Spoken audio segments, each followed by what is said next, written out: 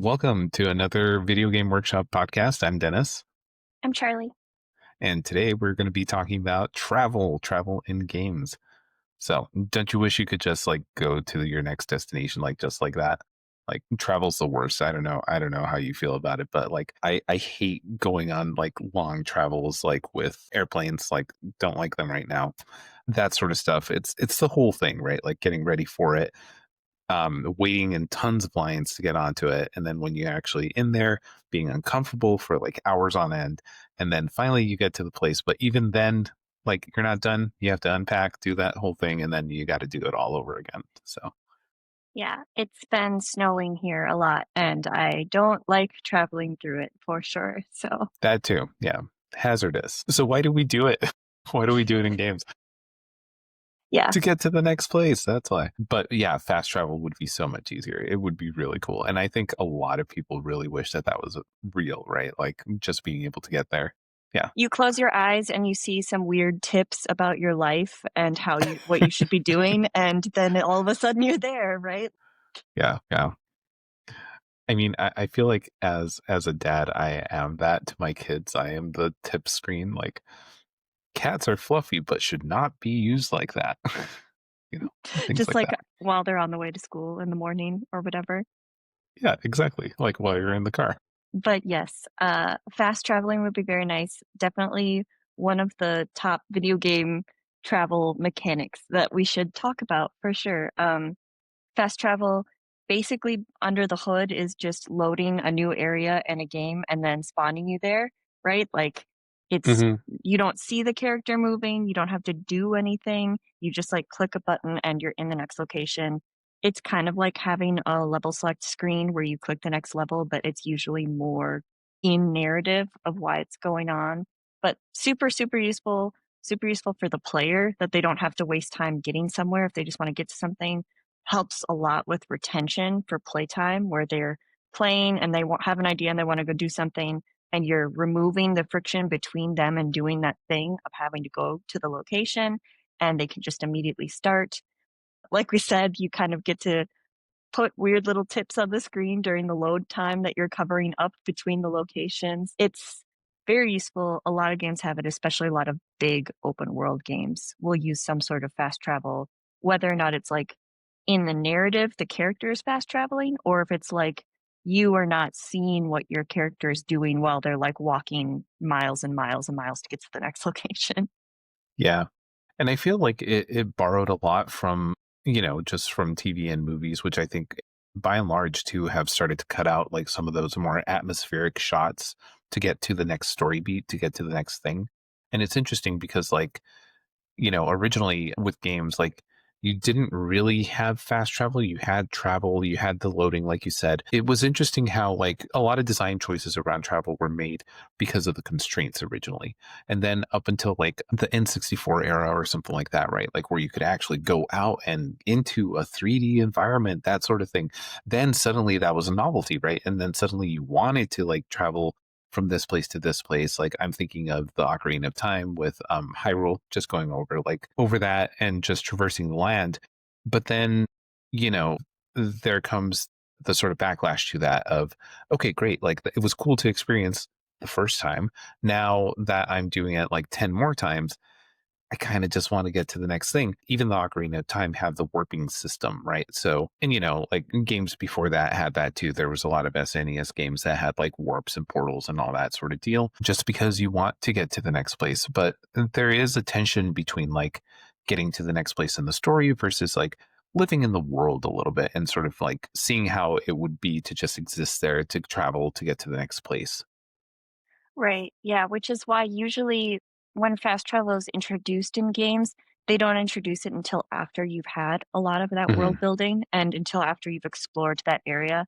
Like you were saying, like in Zelda games, any of the new modern Zelda games, there's always some sort of fast travel, but it's not introduced until the character has already gone to that area, marked it, finished some sort of quest, whatever. It's like a reward for seeing that area is now that you can come back here whenever you want very easily, right? Like they're using it kind of in two ways of yes, now it's easy for you to come back here and do stuff again. And also the easiness of it is a reward for finishing this area or for exploring it and you want to go over here and do this other part now, like marking it off on your map or your checklist or whatever to kind of make it easy for you later.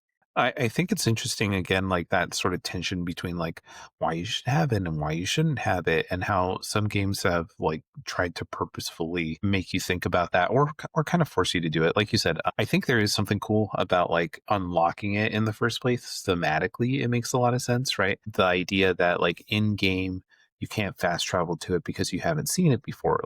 Teleportation and a lot of like mutant powers and stuff like that work like that, right? Like you have to know where you're going in order to like teleport to it, otherwise you can't do it. Yeah, Nightcrawler could end up in between a wall. Like, you don't want to do that. That's right, exactly. And all those horror stories, yeah, of like, oh, we're gonna warp there, but like if we miss, we're dead, that sort of thing, right? Like so like there's a lot of like mythos and all that stuff around it already, but it also just makes sense like thematically, right? If you constantly go from like your home to work and stuff like that, like over time, you might not be paying as much attention to the commute for it, right? Like, so, and it makes more sense to just say, like, okay, I'm going to mentally be like home, work, that sort of thing. Like, fast travel makes sense in that regard. And it makes sense for why we would want to do it. But it's still cool that it makes you unlock it the first time. I would also say that it gives you like a sense of achievement that first time, right? Like, I think Breath of the Wild did that very, very well, where they kind of just are like, okay, climb up to the Sheikah Tower, but we're going to make you reach a very high point in the game so that you can visually look at all the places around so that you can get your bearings right. And then we're going to reward you with the fast travel to that tower because thematically and in game, you have surveyed the land literally. You have gotten that location, and now you can make your way back to this because you're familiar with that. Right. And, there are a lot of games that pair fast travel with real time travel, which is, our next kind of like traveling in games type is just real time. You have to travel everywhere. A lot of games that do fast travel just also do real time travel and have both, or have you do one first and then go to fast travel. I think some of the real time travel can get it's like the real-time travel also has to have a reward associated with it, right? Like, Mhm. the fast time travel is the reward for exploring an area or for completing something usually. So, traveling real time has to also give you an opportunity or a reason to choose it over fast traveling. I know that a lot of, especially older games, would have you travel because, like, you would have encounters or, like, it would be some way to, like, force you to grind, more on those types of games later. I know a lot of games also will have you do real-time traveling just for the world building, just to, like, have you spend time out in the world, especially if it's just a really big world with a lot going on. There's a lot of games out there that have, like, in-game radio stations in Mhm. cars that you can listen to, like podcasts that you can listen to only when you're driving around, and a lot of games where it's like people don't even travel in the game to get somewhere specifically. They just kind of like the feeling of being in the world and traveling around. So, like, I'm thinking about like Grand Theft Auto or, like any Mhm. of those sorts of games where you can just drive around and listen to something. Yeah, for sure. I mean, there's definitely incentives about like why you would even do it in real time. Like you said with Grand Theft Auto, I thought that they did a great job of like having the radio stations, and really like a big draw of Grand Theft Auto is the cars, right? Like it's right in the title. So obviously you're going to be doing a lot of traveling, a lot of going back and forth and all that sort of stuff. That has to be interesting, right? Otherwise, like why have it in the game? You can edit it out, that sort of deal, or you can just go over it completely. But they did a very good job of having you feel like you're in Los Santos and getting on a different like radio station, hearing the parodies and stuff, which are fantastic too. Like they've crafted that a lot. I also really like the fact that like you can have conversations with characters depending on who you're with. Like they thought that through and they made that enjoyable, which is really cool. I think if I remember right, LA Noire also did conversations between people in the car while you're Yeah, driving. They would like have the characters talk about the case that you're currently working on, and I right. think you could skip it if you wanted to, or you could like hit a button to have them auto drive so that you could just like watch the scenes. Yeah. Hmm. Yeah, you could just, like, watch the car go through, so you would still get the world building and you'd still get the conversation, but you didn't have to be in charge of moving the car yourself, which is good because driving that car was really hard. I was gonna say, okay, so I was a little embarrassed, and I was like, I don't think that the controls were that good in like LA Noire compared to like GTA. Like you have to nail GTA in order to do that, but like, and it feels good to do that. You don't want to skip that. But yeah, like in LA Noire, I know like driving with Cole every so often, it was like, oh, what did you say? Yeah, Whoops. your partner is talking to you about who they think the suspect is actually going to be, and you're, like, running into telephone poles because you can't get the car to go straight, and there's, like, pedestrians diving out of the way. It's like You're committing a bunch of like minor traffic infractions while you're trying to solve a case, right? yeah, it was definitely very unintentionally funny. Yeah, Maybe, like, they were okay with people, like, leaning into it and having it be funny, but, like, it wasn't supposed to be that way, like, canonically, definitely. right. Which is, like, pro, con, like, maybe they could have just had you get in the car and it basically starts a cutscene to get you to the next location. It would kind of cover up the load time of them, like, unloading and loading new parts of the city. You'd still get the conversation, you'd still get to see the scenes, but for some reason, they also really wanted you to be able to drive the car. I don't know why that was important in that game in particular, but it seems like they didn't just care about the world building and the loading time. They really cared about, like, the mechanic of driving these cars. Maybe it's like a car thing, like, it's the old-timey car. I'm not a car person, so I don't know if that was important, but I mean, yeah, it was right because it was like, it was old school Hollywood, LA area, which was built for cars, right? Like no walkable cities here, none of that nonsense. Like you get in the car, you go. So that was a big part of like why that was in there. But I mean, I think you're absolutely right that like, there has to be a reason why you have the in-world travel and you have to work on that feeling good, right? Whether it's like the focus or whether the mechanics are good with it. I think Fallout New Vegas did a really good job of this too. And they also had like the radio station going off. But what's cool about that too is they were doing like a role play system, right? And so because of the role play system, they have special modes where you can do like hardcore mode where you have to pay attention to like your resources and stuff as you're traversing the Mojave, and it matters a lot how you do that. So for some people who really want to be immersed in the world of New Vegas, that is a draw because you actually feel like you have to ration it out. The desert becomes a character, to borrow from Breaking Bad, because then you have to interact with it, you have to plan around it, and you have to manage your resources with it, right? I thought you were borrowing from Sex and the City. New York is the 5th character, but, like Okay, okay, yeah. So a lot of them, like we can throw The Wire in there too, I guess. So yeah, definitely.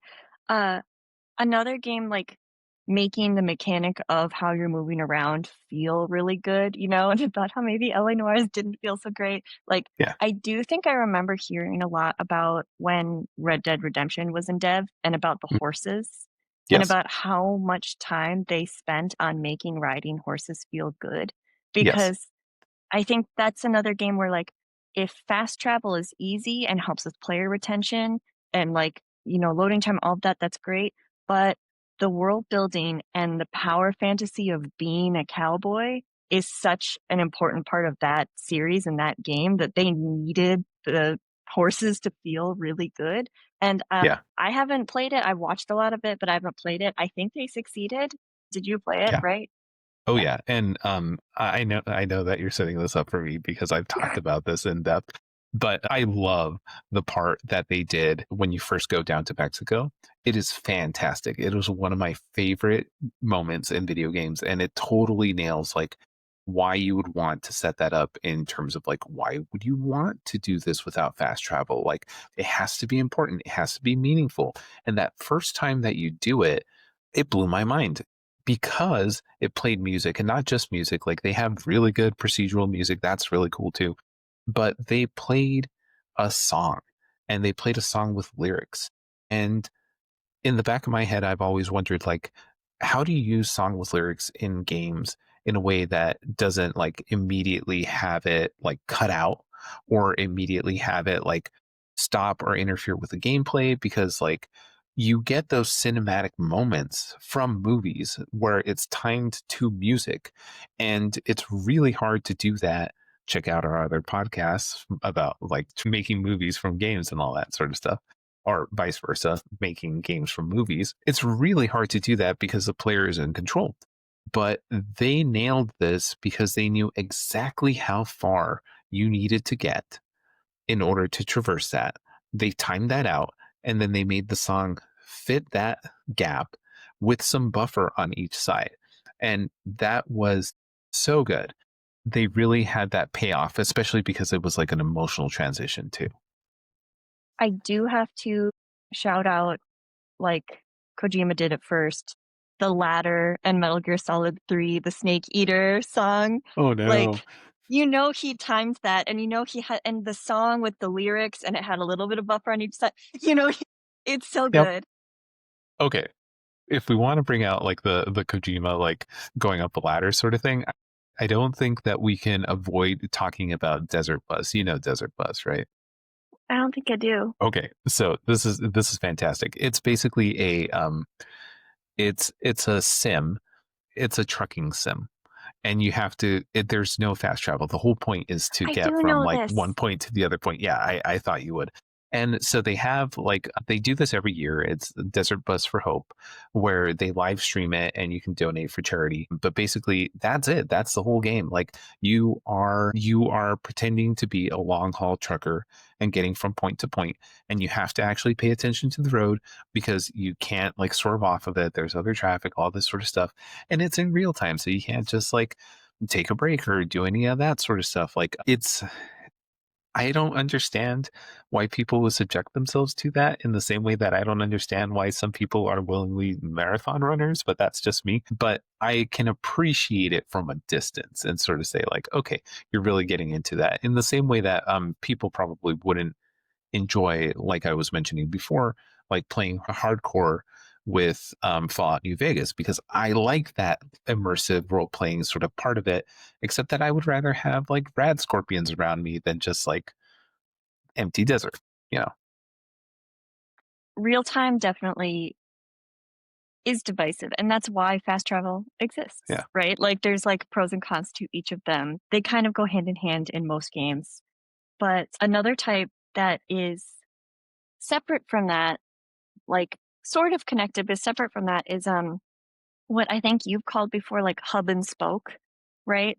Where it's like you've Hmm. got an area that you're going to, and then you've got spokes, that go to other areas. And so you've kind of got this web or interconnected web of areas with spaces between that you can fast travel through.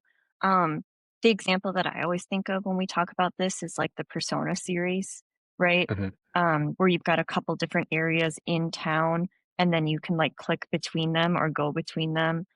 Hub and spoke from just a pure mechanics point of view is really nice to have in your back pocket because like you said, it's basically a way to connect different areas, different levels in a way that you don't have to worry about like traversing through them. You just know like I've seen it in so many different ways. Like when you're going to fast travel or when you're going to travel to it, they pull up a map basically, right? And it's just abstracted in terms of like, here is where you are, here is where you want to be, and we're going to go ahead and go through it. And in the past, you kind of had to do that because you didn't have the time or resources or memory or anything like that to actually model that stuff out, right? Okay, so a good example of a hub and spoke is Pokemon Snap does this well. Uh, So they have like areas, right? And the interesting thing about hub and spoke too is that you really have to make it so that it's not just like a progression thing that you go through. There has to be a reason to go back to it, right? And I think Pokemon Snap does a really good job of this because they have different biomes. So yes, there's a progression to it, but if you want to take pictures of Pokemon in lava, you got to go to the volcano, right? Or if you want to go and take a picture of the stuff in the ocean, you got to go to the ocean area. But they never show you traveling to that part. You're always in the lab first, and then you choose like where you want to go. And then after you're done, you just boop right back to the lab, you know?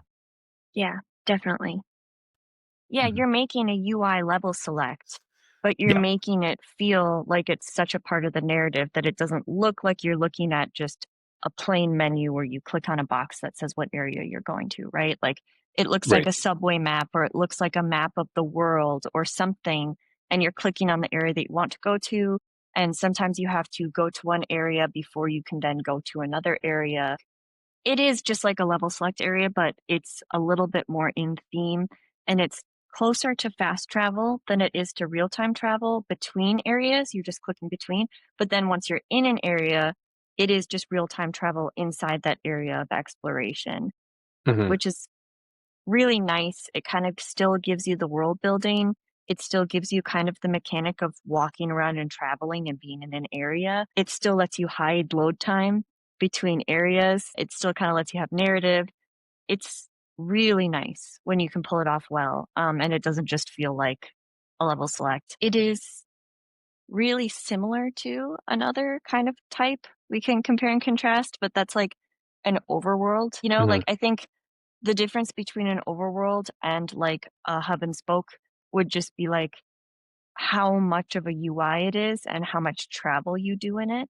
Like Hmm. hub and spoke is like you're selecting and you're fast traveling between the areas versus an overworld is closer to like you are traveling not in real time, like you're not traveling like in Breath of the Wild where you're just walking around real time traveling, but Hmm. you are traveling a lot faster than you would be, and the town Yeah. hasn't been loaded in yet. So I'm It's thinking about abstracted, for right? yeah, I'm thinking about, for example, like some of the earlier Final Fantasy, like Final Fantasy IX does this, or like Tales of Symphonia does this. Like you're walking on a big open green plain and you're like getting monster encounters. And then when you get to the town, it's like this little 3D model of the town that's like floating on the open plain. And then you like interact with it and then it like loads up the town. Right. So it's Yep. like very similar to hub and spoke, but instead of just selecting the town from a UI interface, you have to walk to it in this giant, weird overworld space first. I feel like that isn't really done anymore. Like, I feel like I don't see a lot of games that necessarily do an overworld in that way anymore.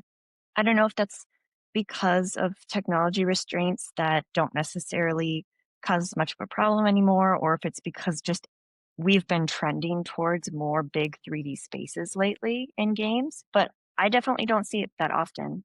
I think a lot of games kind of hide that now, and they hide it through like some dilation of like space and time for a weird way to say that. But I think Pokemon is a good example of how they do this too, especially like the older games. Or like the the Game Boy Advance, DS, that sort of games, because you will have a route that is supposed to be like a mountain range or something like that, and really it's like a dungeon underneath, right? Like, and then once you're done with that whole mountain range, you go into a town that's basically the size of that mountain range, right? Because the difference is they want the town to feel like a town where you're walking around in the streets, and they don't want you to feel like that sort of lag, that same amount of time traversing a whole mountain, right? Where that would take like weeks, and it definitely wouldn't pair up to the actual distance inside of a town. So you use it judiciously, and I think when it's done right, people don't notice it. It becomes very invisible, and that's mostly because they try and time like the amount of things that you can do in it, right? Like there's nothing worse than having travel where nothing happens, where it's just empty, where it's just no encounters or anything like that. And I think that's part of the reason why in old school games they had random encounters like on the overworld. That, and also it solved like a leveling issue, right? Everyone always jokes around about how RPGs especially have houses that open up and are like humongous on the inside, right? And it's just like it's a layer of abstraction, just the same way as like there's an overworld where you see a country. No, you're not going to be able to see like the whole country or everything in it. We're going to give you points of interest, and in those points of interest, then we're going to show you more, so you get to see like the town. But even Pokemon gets this a lot in terms of like, this is the biggest town in all of Kanto, and it's like three Four houses. buildings. And Or then, like, this is Pallet Town. This is where I grew up. By the way, the only other kid in this whole town is my rival, and he hates me. yeah, or like Yeah, like you said, there's only 4 houses in the entire town, and you're walking by and you accidentally interact with the door, and you're like, "No, no, no, no, no," and then you have to sit there while the building loads, and then you, Yeah, like, open the door, and it's, like, 1 table and, like, a fireplace with a soup pot and, like, no one there, and then you turn around and right. go outside, then you have to wait for another, And then like, it 2 loads minutes again. while the outside loads again. Yeah, I think especially when you have, like, the overworld and then, like, the town separated like that, the town kind of becomes the goal of the thing that you're doing, there you get all of your Mhm. quests or you get all of your cool stuff that you're doing because the overworld is just kind of like random encounters, monsters, like, leveling up, all of that sort of stuff. Um, and it does make the overworld kind of boring sometimes. Like you said, they can do a really good job with it, but then when you're in town, it has to make the town all the more interesting. Like, there has to Yeah. be a lot of stuff going on in order for that to kind of work. When overworlds were more popular forms of travel, there was also much more of an emphasis on grinding. You know, Mhm. like, you need to get to a certain level before you're kind of in this town, Yeah. and so, like, walking there is how you're going to get to that level, and if you go too fast and you avoid too many encounters, you're gonna be underleveled, you're gonna get your ass kicked, and then you're gonna go wander around in the fields for 15 more minutes until you Yeah. kind of, like, level up, right? Like, travel was definitely not just kind of like a reward or a cool thing, but it was, like, kind of a slog at times to get the Yeah. level up, not just to get to the location. Right, right. This is kind of controversial, I know, because a lot of people love this. It's one of their favorite Zeldas now, but at the time when it first came out, the Wind Waker had a lot of controversy around it, not just because of its art style, but also because people felt that there was a lot of what we just talked about, a lot of empty space going from island to island, and you do a lot of sailing in there.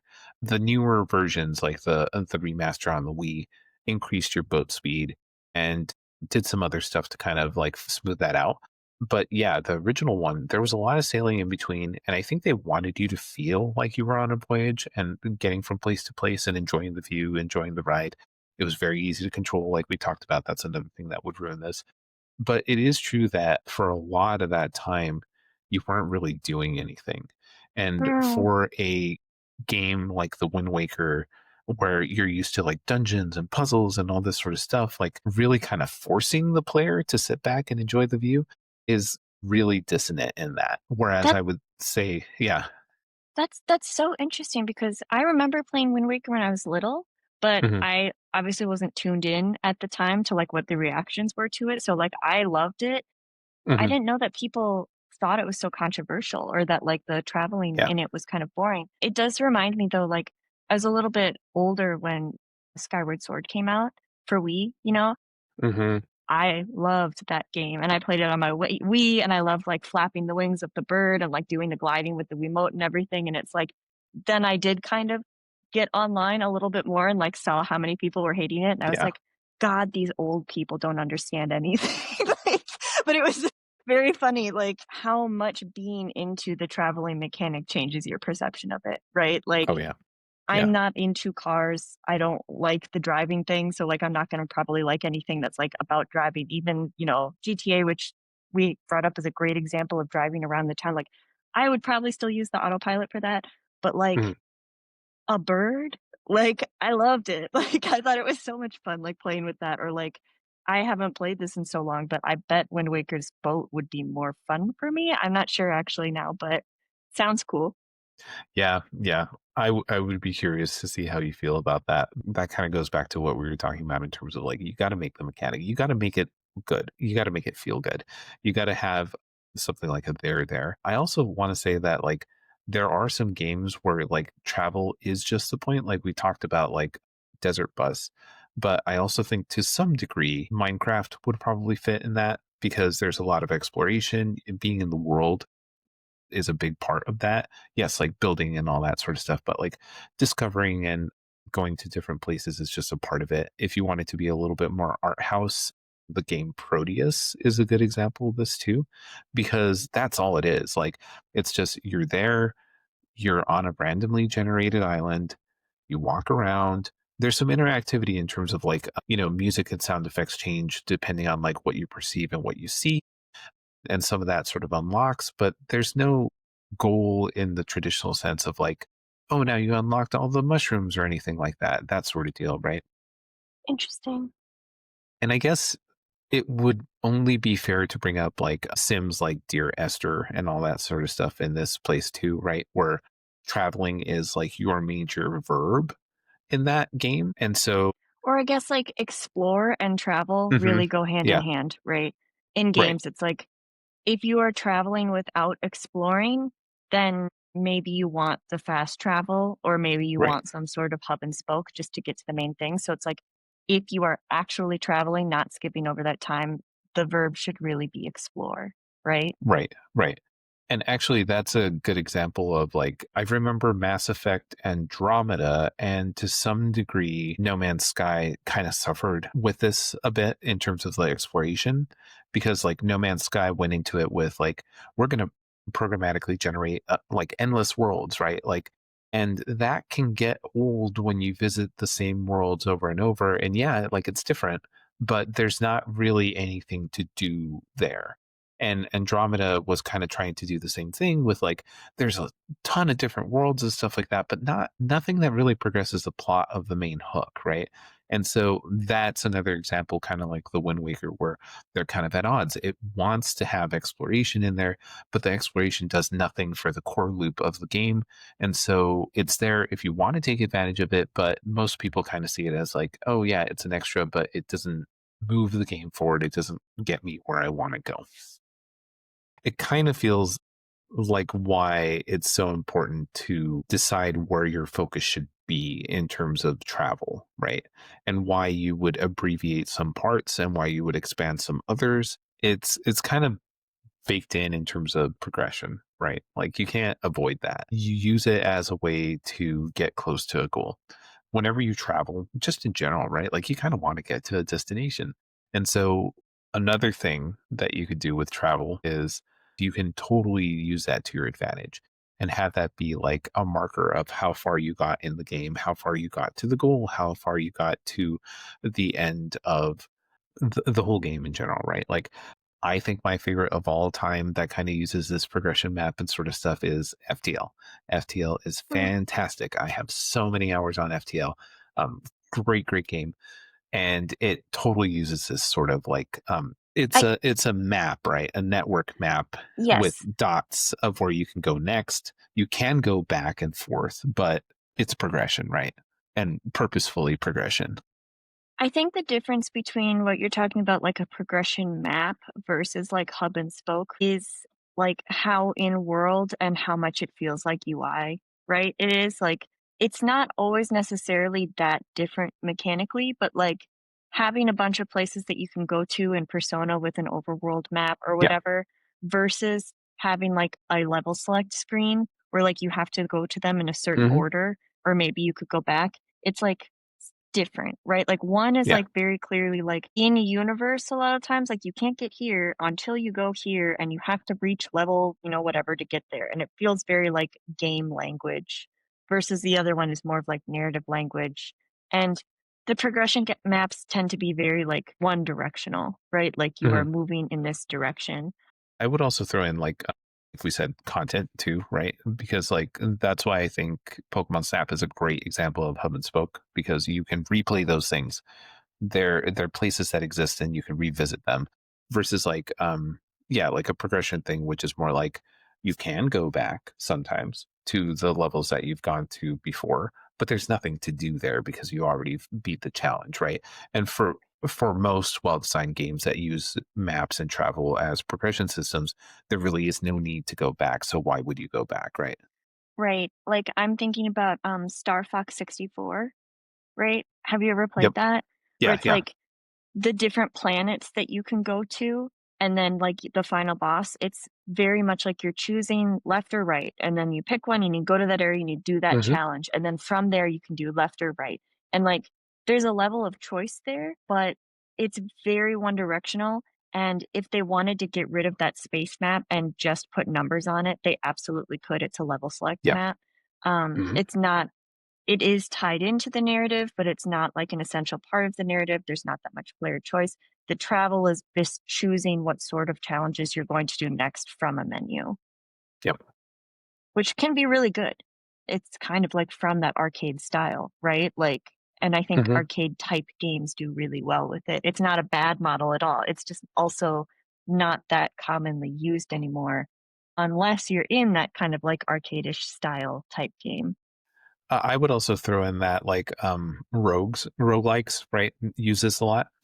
Yeah. And so things like Slayless Fire, right? Uh-huh. Have a built-in progression map that travel through this like th- this fire, right? Like travel through it is based off of a progression map. You go from this point to this point, you have choices and all that sort of stuff. It's on a map vaguely, and you're trying to get to the end, right? I also think that we wouldn't be very good Minnesotans if we didn't talk about like a roguelike travel game that basically kicked off arguably some of this travel genre stuff. Are you talking about Oregon Trail? Yeah, I am. Yeah, I am. I mean, it fits, right? Like, the idea is definitely like you got to get from here to here, and you do You the kind of might random die encounter of stuff that we talked dysentery. about. Yeah, well, You yeah, might die like of dysentery. right, right. And they do have like some real time sort of aspects of it in that they have like a clock, right? Like that ticks down. And then based off of like your resources, you have to deal with things like a broken axle, that sort of stuff, right? Like so you have that stuff. And then it's also punctuated by, like we said, the cities that pop up, right? And then the cities have a little bit more to do. They also give you a little bit more to do along the way, not much, which is why like you slaughter all the bison and basically just take back like 5 pounds of meat every single time, right? Like, That's and why so some people funny. just, That's so funny that you bring that up because my brother to this day remembers loving the shooting mini game that you yeah, play when there's bison and you shoot the bison and like they would run yeah, across the stage. And then like getting the pop-up of being like, you have like 450 pounds of bison meat and you can only carry 3 pounds. What do you yeah. do? And my dad being so angry at my brother about it. He was like, "That's so wasteful. You're just leaving that meat on the side of the road." My brother was like, "I like the mini game." All right. That's fantastic. It's also I think that was on purpose, right? Like because in the real world, I mean, okay, so people argue It's whether Oregon Trail is educational. educational, right? Okay, see, All games are I would argue educational. Get on my soapbox. yeah, yeah, yeah. But still, like I would argue that like people are like, really, what did you learn about like in the Oregon Trail? And like I think they miss the idea that like it's about the events and about building that mental model of it, including this thing of like, yeah, if you go and shoot a lot of bison, you're gonna leave a lot of meat there. And that's maybe not great, which is exactly what happened in real life, right? If you want to go deeper into what happened and how the bison economy sort of or ecosystem collapsed, right? The first time you've been over encumbered, that always happened in Yeah. Fallout to us too. Like when you're over encumbered Yeah. and you can't take all your gear with you. It's so great. Like travel mechanics like that. So fun. I mean, really though, like think about how much stuff you're lugging around in that like pack for it to finally be like, no, like you got to be either a superhuman or you're like this, you're just carrying this huge like hobo sack and like it's gonna slow you down at some point.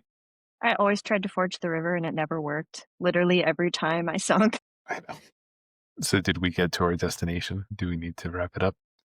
So yeah, so travel, right? Like you kind of have to do it if you really want to have it in your game. Make it interesting, have good mechanics in it. Make sure that some stuff actually happens in it. You don't want that dead space. And if you actually want people to exist in the world, also do things that make it worth your while to do that. Like have some good radio stations, have some good stuff to do. For goodness sake, make sure that the stuff that you're driving, if it is, handles well. You don't want a Mako situation and give it some sort of texture, right? There's a lot of cool ways to do it, and if you don't want to do that, you can try and use a hub and spoke model instead, where the destination's a little bit more important. Kind of go into that. Make sure to use your best judgment in terms of like what you want to emphasize, what you want to focus on, and what you really don't, right? Because that's the key to that. Thanks so much for listening. If you want to hear more design talks like this, you can follow along anywhere on social media, Video Game Workshop. We're on Patreon, we're on YouTube. Follow us along, and we'll see you later. Thanks.